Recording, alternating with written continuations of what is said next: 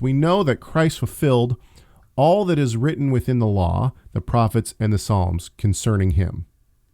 Do we? Is that really what he says? Luke 24:44. Let's look it up. Luke 24. What was it? 44. That's Road to Emmaus, maybe. Right. Now he said to them, "These are my words which I spoke to you while I was still with you, that all things which are written about me in the law of Moses and the prophets and the Psalms must be fulfilled." Yeah, I don't think that's saying that that he's fulfilled them in the past. In other words, in Acts, it says that heaven must receive him until I'm going to get this wrong, so I'm not quoting, until Israel comes to faith, essentially. And so that's a paraphrase, a major paraphrase, by the way. I think it's until the time of the promise comes. Anyway, the point is that Yeshua returning to heaven and then Yeshua coming a second time is all part of the things of which the Psalms and the prophets and Moses speak, and therefore not all has been fulfilled. It must be fulfilled, but it hasn't been fulfilled because Christ still has to return. In fact, I would say that Zechariah and Ezekiel and all these texts that talk about the notion of Yeshua coming back and his tongue being a two-edged sword, and him, I mean, now we're in Revelation, but you get what I'm saying, and him coming back and judging the nations and ruling from Jerusalem and from the temple.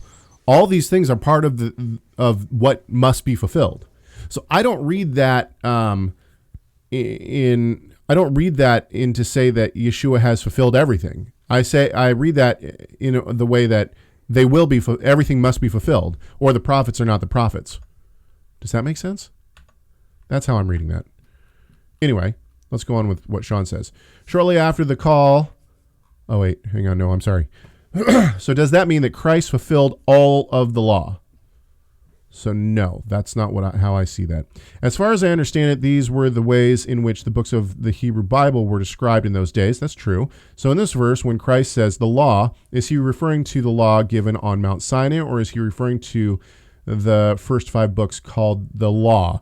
So actually, we're into two different questions here. But when he says all that was written about me in the law of Moses and the prophets and the Psalms, what he's saying is the Tanakh. That's shorthand for all of Scripture. And at that time, all of Scripture was what is commonly referred to today as the Old Testament. Right. The only difference is he has Psalms instead of writings. Right. But it is shorthand. I agree. Right. Okay. So then he says. So yeah, I would say law then is the Pentateuch, 5 books of Moses. Right. In that case, yeah. Okay. So Sean goes on, and in Luke, was he saying that he completed everything, or was he only showing them the prophecies that were fulfilled by him written in those books? That's a great question. I actually think it was more than that. And the reason I think that is because how is it that in Acts they knew that heaven must receive him?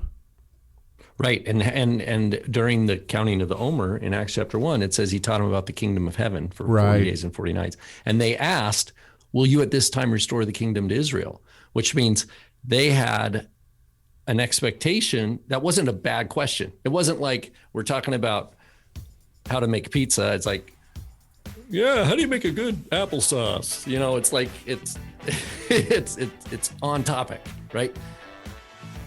Thank you so much for watching this video. Tell us your thoughts on this subject by leaving a comment in the comment section. Make sure you like, share, subscribe, and enable those notifications. And we'll see you in the next video.